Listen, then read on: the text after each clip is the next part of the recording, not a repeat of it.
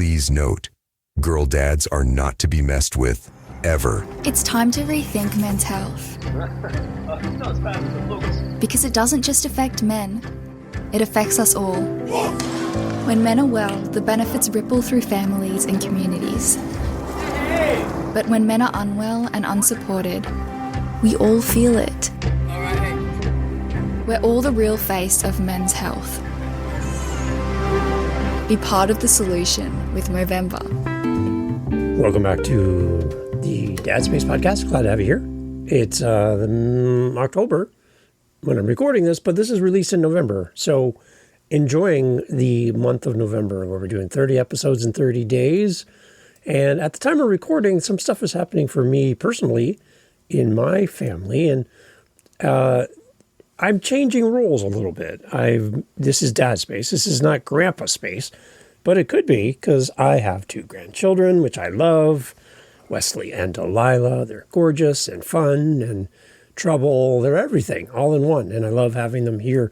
They're living at our house right now, visiting and spending time here. We've made up bedrooms for them. And we're just like a transition period.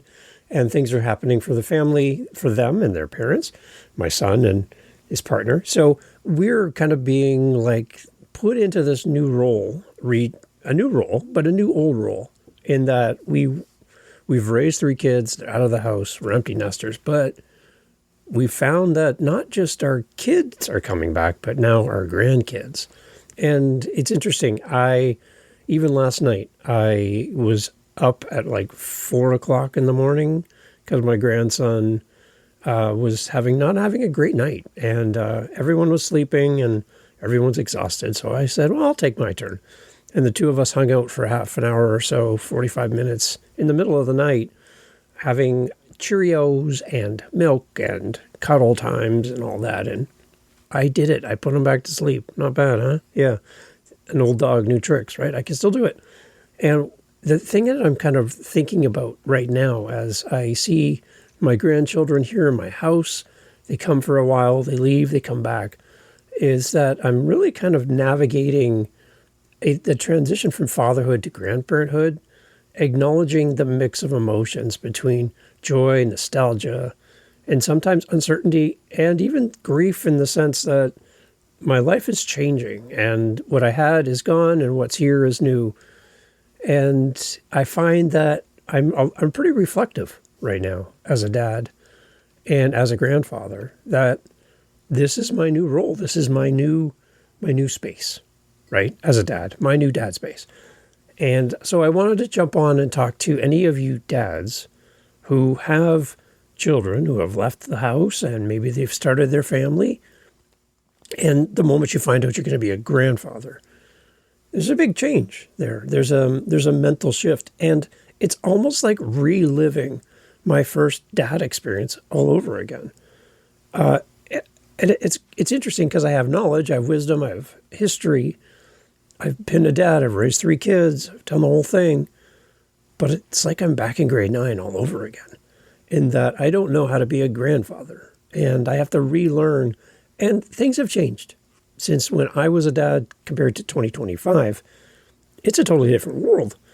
And my kids have their own version of how they want their children raised.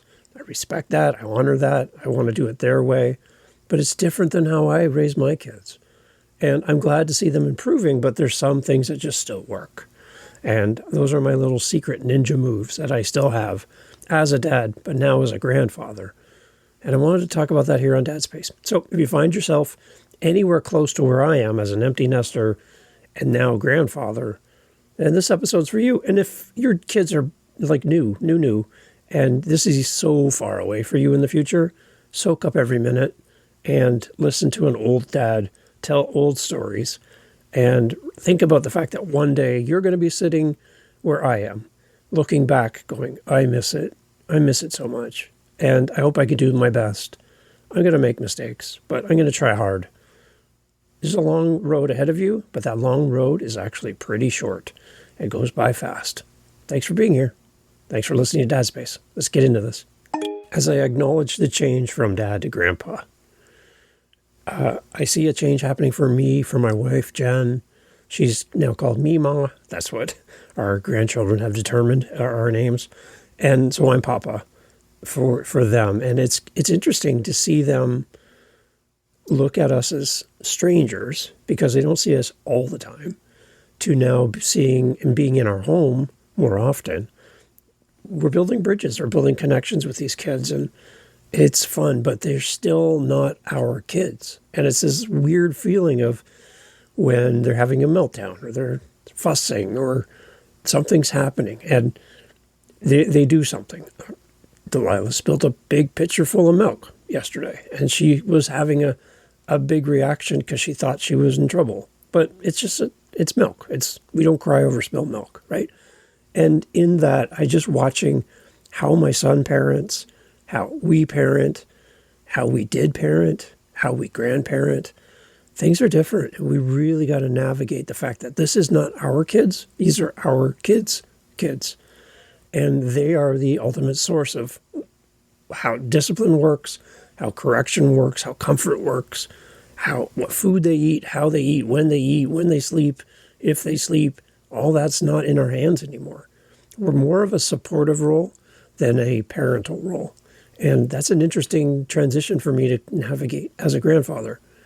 It's hard to do this well with limited resources. I've never been a grandpa before.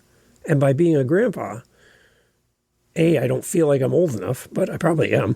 But B, I look at other people and go, how can I do this well? How can I have connection with my grandchildren? Here and there, scattered around my calendar. They're not here all the time.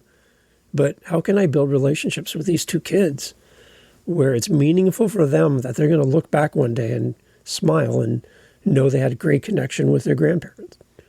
That's really important to me. So there's a couple pillars that I want to kind of chat about today as I reflect, and I'm in a reflective mood, probably because I didn't get much sleep last night being up with Wesley. But some things that I'm wrestling with as a dad, switching into grandpa mode. Yeah, so if this is you, great. I'm glad you're here. First thing I'm kind of wrestling with, just the identity shift that I'm facing as a dad. Becoming a grandparent is more than just getting a new title. It's a major identity transformation. It's a loss of one thing and the newness of something gained by getting that title. Just like when I got the title of being a dad, going from a single man to a married man to a dad, those are all different titles. And you have to kind of grow into the title. It's like on-the-job training. You have to work your way into the role. You don't understand it when you first get hired, but they throw you out there into the workforce and you just learn as you go. Same with parenting. Some of the things that I'm feeling is pride that I have grandchildren and I have time with them. Excitement, but also the loss of the direct parenting role. I'm not the parent that I was required to be when my kids were little. Again, I'm more of a supportive role. I'm more of someone who's in the background, steps up when needed, but stays out of the way at the same time. It's a weird feeling.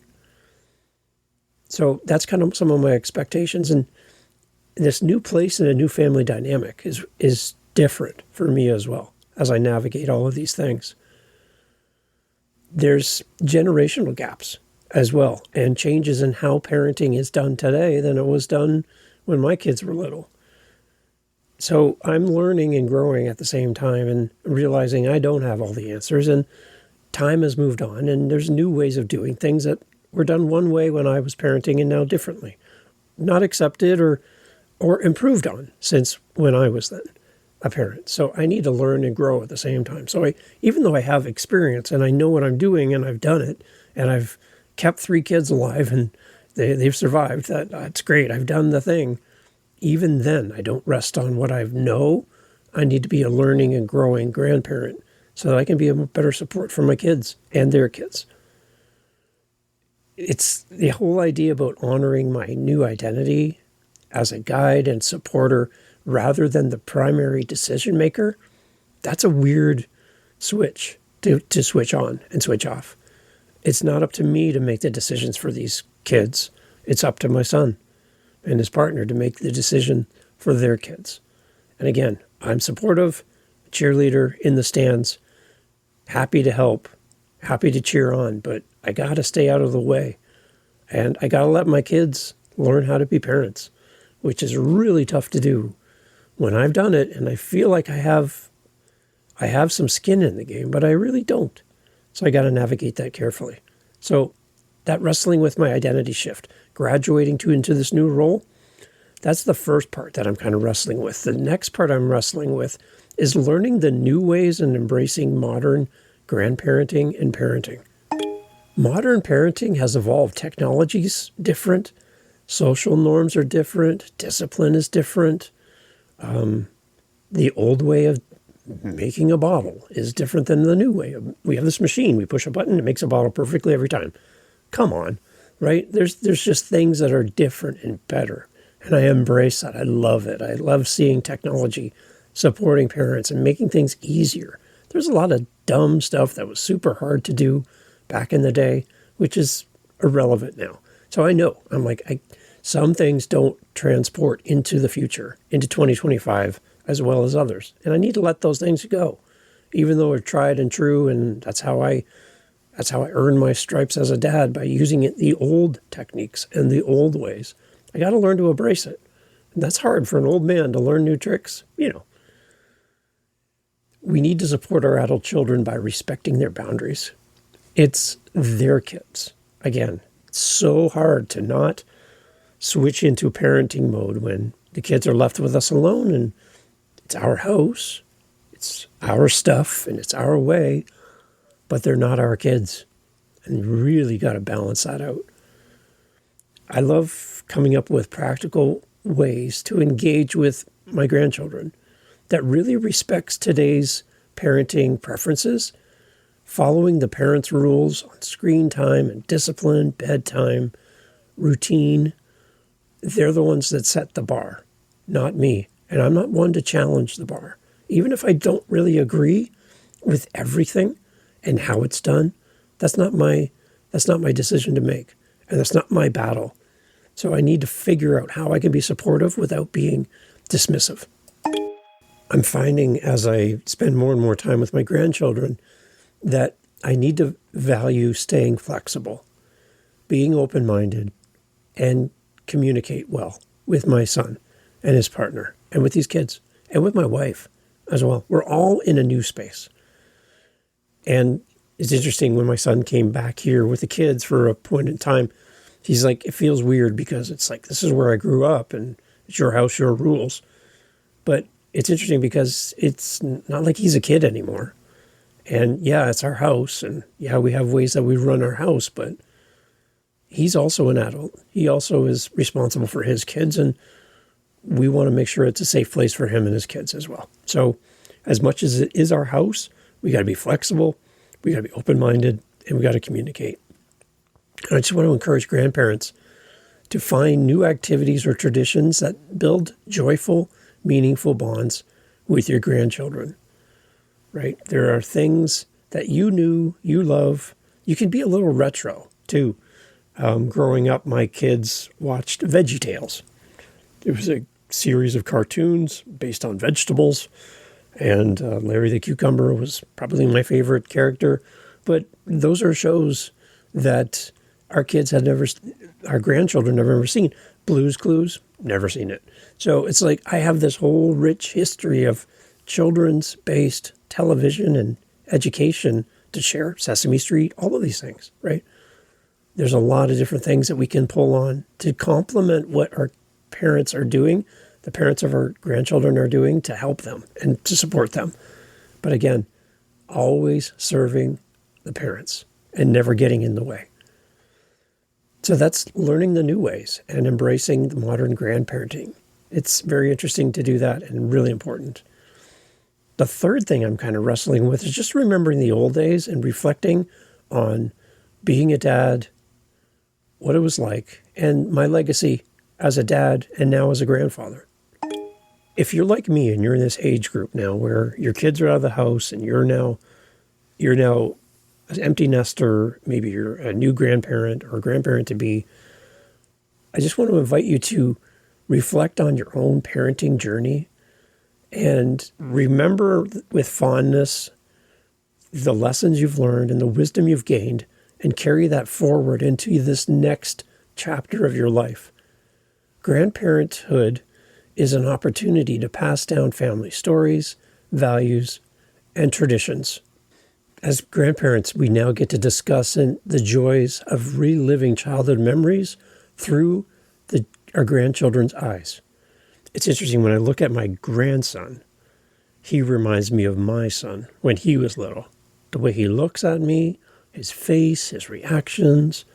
I'm just like, oh my gosh, like I've transported back in time by seeing this little one who's not his dad, but has his dad in him. I can see it. It's amazing. We get to talk about balancing nostalgia with the acceptance of change. That's the part where I'm 1 foot on the boat, 1 foot on the dock right now.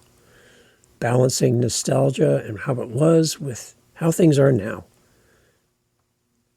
I want to just encourage you to share your life stories, but do it gently and respect your parents, the parents of your grandchildren. Respect their approach, because it could differ from how you do it, but encourage sharing your life lessons. I just love the idea that we can share stories with our grandchildren who want to know more about us and their family history. You know more about your family history than your children do and your grandchildren does. So share those stories. Let your grandchildren know about your grandparents, your great-grandparents, their great-great-great-grandparents, and share the stories. Talk about people that have gone on before that they've never met, and share the stories. Keep your legacy alive and share great stories with your kids and your grandkids. It's really important. The last kind of thing I'm really wrestling with right now, too, is just navigating the challenges, the emotional complexities and the boundaries of being a grandfather compared to being a father, and all of the things that come with that. There's one part about being a grandfather it's hard to wrestle with at first, and I don't think it's intentional, but it happens, where you kind of feel a little sidelined.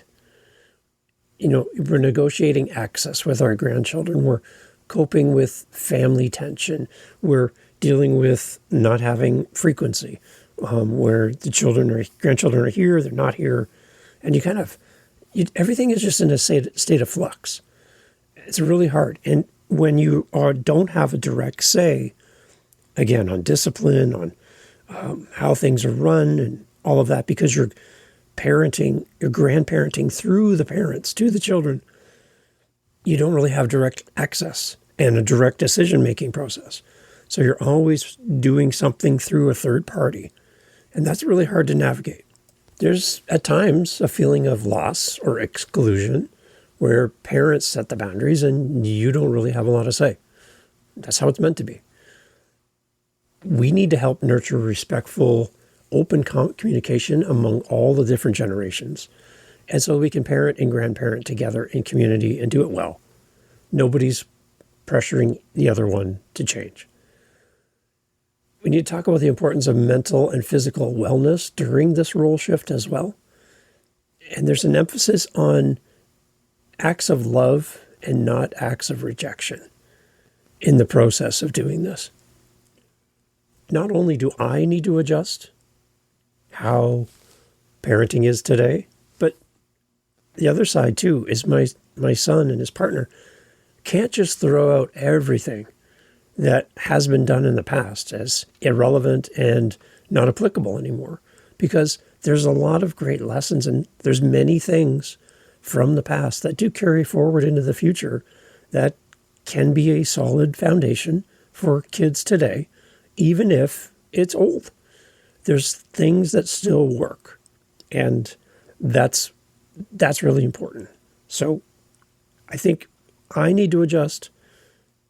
My son and his partner need to adjust, and we're all working towards the same goal. For the sake of the grandchildren, for the sake of their kids, we're all working towards the same focused goal. I think with that in mind, things are really going to go well. Some takeaways from this. If you're a dad graduating to grandfather or an empty nester, some things to take away as we kind of head for the door. I think all of us as dads switching into grandparent or empty nest, We need to embrace how our identity shifts. Be aware of that. Learn the new ways. And don't fight against it. Don't push back. Don't argue. Honor the past and navigate the challenges that you face, and you will, with compassion, with empathy. Remember, everyone's new to these new roles, including your kids, now as parents, now as college students out of the house. They're navigating their new next chapter. They don't have any experience either, as much as they have knowledge and they have the internet and they've got connections and information overload. They're still learning on the job too. So keep them in mind and be gentle. We as grandparents can offer encouragement. It's a way to evolve the role and be that loving, supporting person that leaves a lasting legacy. That's what we can do as grandparents. Just reflect on your own journey and share with your son, your daughter, as they parent. And when things come up and you can add value, then add value. But also remember to stay out of the way and let your kids figure out how they want to parent. They know how you parented them. They know those things. And there's some things they agree with and some things they don't. So just understand that. Becoming a grandparent is a celebration. It's the mixing of practical advice, lived experience, emotional insight, and at the same time, leaving space for your kids to parent and to learn how they want to parent and their style. They're going to make mistakes, but I would much rather them come to you as a source of information than to push back against you because you're overbearing, you're opinionated, and you don't give them space. Give them space to make wrong decisions. It's going to happen. You made a ton of wrong decisions when you were parenting, when you first started. So it's almost impossible for you to expect them to make it the right decision every time. Approach your role as a grandparent as being a thoughtful, supportive, and joyful addition. Remember how hard it was when you didn't get any sleep, when you felt like you were at the end of your rope. You felt exhausted. You felt like you had nothing left in the tank. And how excited you were when somebody came in with love, respect, care, honoring your wishes, and just helped. That's our role in this new world as a grandparent, an empty nester, and no longer the one that made all the decisions. We're now here in a supportive role. We've gone from being the boss to being a coach, to being a leader, to being a support, and being there when they need us, and being out of the way when they also need us to be out of the way. If you're interested in talking about this and you're a dad and you're going to become a grandfather, I'd love to meet you, celebrate with you, and encourage you. dadspace.ca, email, speak pipe, voice message, whatever. I'd love to help you out with that. So, celebrating with you. If you just got the news recently that you're going to become a grandparent, welcome to the club. And you're going to enjoy it. And it's a chance to relive all of the fun things of being a parent, and also then being a support to the kids that you love, that you created and you supported all these years, and to see them step into a new role. I think it's a bonding moment for you and your son and your daughter as they step into the role of being a parent. So enjoy it, soak it up, and support your family.